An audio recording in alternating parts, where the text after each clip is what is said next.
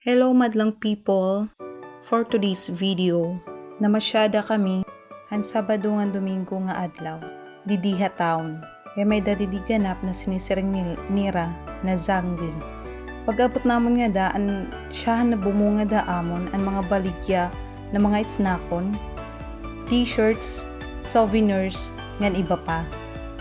Duro kadamo ang tao, andito liwat haubos, makikita liwat niyo ang mga alcoholic drinks and barbecues, and then may mga rides gihap dida.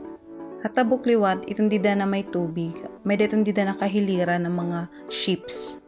Dirila ada mga napulo na ships at nakahilira nga da.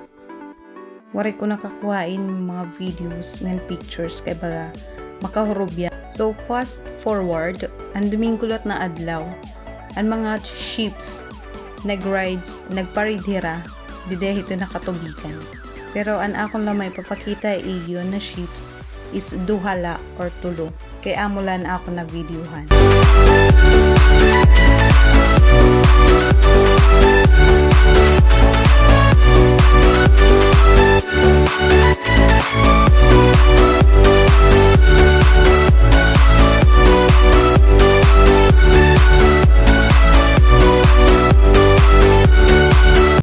Pagkatapos naman pag-taking videos and pictures ng mga ships, pumatuluat kami dito han may nagkakantahan, may stage.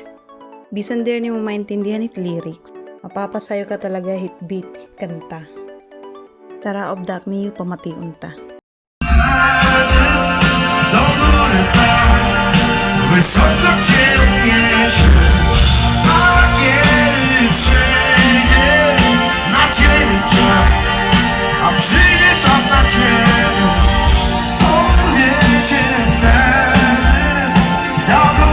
Baga na matigad la kami yan kumitahan na kanta. After naman dida, kumadilot kami didihan. Kanan mga kabataan murulayan. Yan upod man naman anumang kunan na akong mister. Baga nagbunay-mulay anay kadali. Nang kami liwat, baga nagluray-lingkuray kadali. Nganhan makapahuway na kami, after few minutes, nanguli na kami. Sumakay na kami in bus. Waray ko na ngayon ka-videohi. Anang pagpagpastikadahan station pagulatin fast. Madamo nga salamat. Thank you for watching.